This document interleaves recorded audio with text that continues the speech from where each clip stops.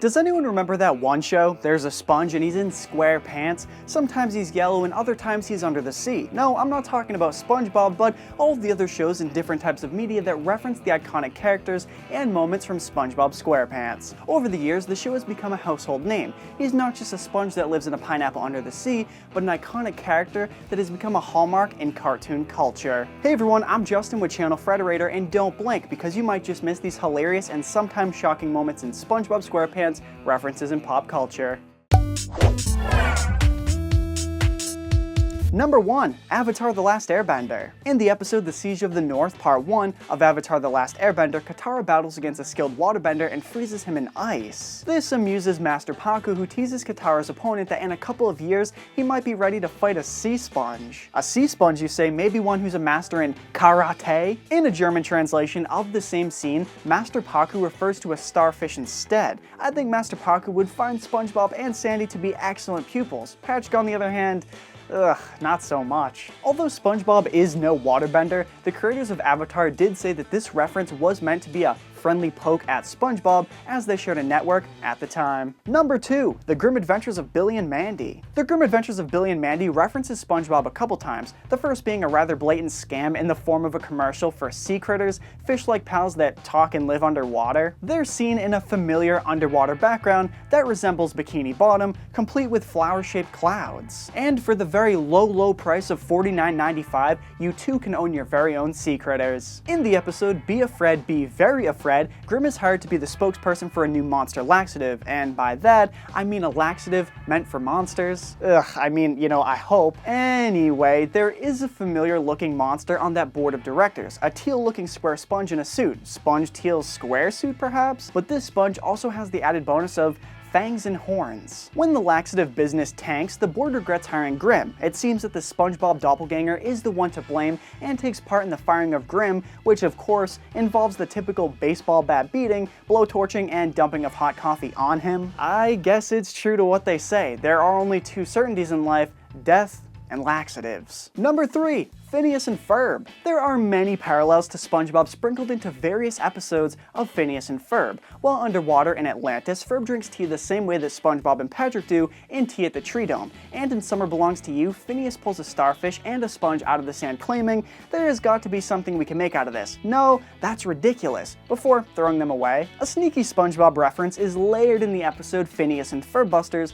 as Doofenshmirtz is chased through his lab by a giant robot. This is similar to SpongeBob being chased in his dream and Crab Borg after watching a scary robot movie featuring a man being chased by a robot as well. The man in the movie is none other than Dan Povenmire, who voices Dr. Doofenshmirtz. He was also a storyboard artist, storyboard director, and writer on SpongeBob. I guess old robot habits die hard. Number 4. I'm Ready, AJR. TV isn't the only place you can get your SpongeBob fix. In 2013, American indie pop band AJR released the track I'm Ready. It uses the iconic catchphrase of one Mr. SpongeBob SquarePants, "I'm ready," which is sampled throughout the song. It was featured in the international trailer for the film Trainwreck, but it had already gained popularity before then, topping the charts in Australia before going platinum in 2015. I'll admit, it's a catchy song, but it's no jellyfish jam. Number 5. Right Where I Want You, X Sponge X Core X. And of course, I would be remiss to mention SpongeBob music and not talk about the SpongeBob SquarePants metal band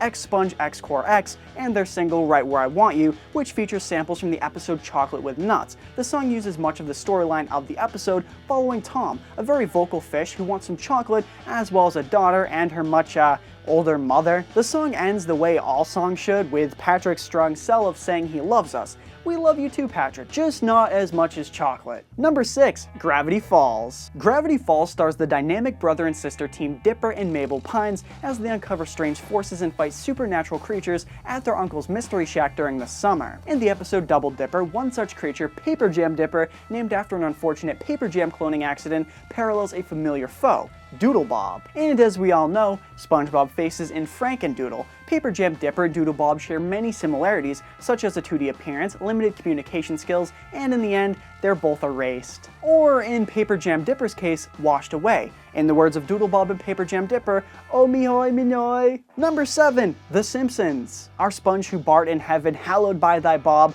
That's right, SpongeBob makes a couple appearances in the animated classic, The Simpsons. In She Used to Be My Girl, Lisa is seen praying to Buddha, Jesus, and apparently SpongeBob. We're then shown the two deities and the yellow sponge looking down at her from the heavens. While Buddha wants to help her, SpongeBob only laughs at her misfortune. Guess this sponge is not a merciful god. This isn't the only time The Simpsons pokes fun at the underwater fry cook. In Yellow Subterfuge, when Krusty the Clown is considering selling the rights to his show, Lisa tells him that SpongeBob SquarePants sold their rights to an Italian channel, resulting in the popular show Spugna Roberto Quadrati Pantaloni, or Sponge Roberto SquarePants. Lisa then shows Krusty a clip of Spugna giving Squidwardo Calamari a landmine as a gift, but as Squidwardo refuses the gift, the bomb detonates and kills them both. Now this parody could also be referring to the episode Dying for Pie, in which Squidward gives SpongeBob a pie-shaped bomb as a gift, although at the end of the episode when the bomb goes off, Squidward and SpongeBob survive unharmed. I think the lesson we can learn from this is you should think twice before giving bombs as gifts, aka you should never do it. Ever. Number 8. Futurama. Matt Groening doesn't stop poking fun at SpongeBob in The Simpsons. It carries over into his other show Futurama as well. When Leela creates her own children's show in the episode Yo Leela Leela, the network producer Abner Doubledeal tells Leela of the show's success. He claims it'll be bigger than SpongeBob SquareBoltson, a square robot machine that giggles, which can also be seen as a reference to the several times in the show when SpongeBob has been a robot. The very first in SB29 as Spongetron, a futuristic robot descent of SpongeBob, then again in Welcome to the Chum Bucket, when Plankton removes SpongeBob's brain in order to obtain the Krabby Patty secret formula, and then Toy Boy, another SpongeBob robot created by Plankton with the purpose of destroying Christmas, seen in It's a SpongeBob Christmas. Number 9. Binging with Babish, Krabby Patty. The one question that has haunted us throughout our lives, that's poisoned our water supply, burned our crops, and delivered a plague onto our houses, okay, well not exactly, but it's still pretty important, the Krabby Patty secret formula. Many fans have theorized what the formula and secret ingredient could possibly be,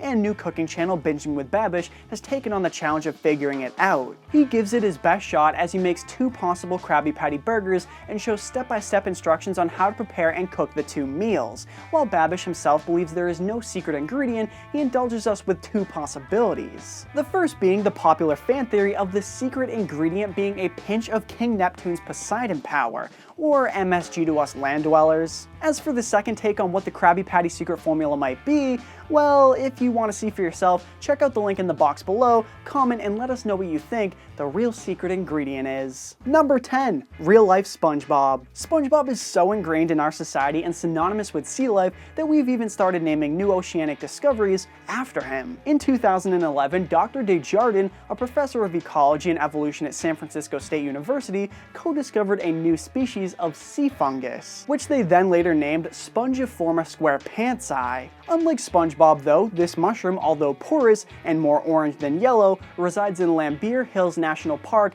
in Sarawak, Malaysia. That's quite a swim away from Bikini Bottom, which is rumored to be in the Bermuda Triangle. I wonder if there are any pineapples down there. And that's all the deep sea sponge references we have today. I'm Justin, aka Scoutfly with channel Frederator, and thanks for watching SpongeBob SquarePants references in pop culture. Did you have any favorites? Are there any that we missed? Let us know in the comment section down below. We have videos dropping every day, so make sure to subscribe to channel Frederator and click that little bell icon to become part of that awesome notification squad. Never forget, Patrick and Frederator loves you.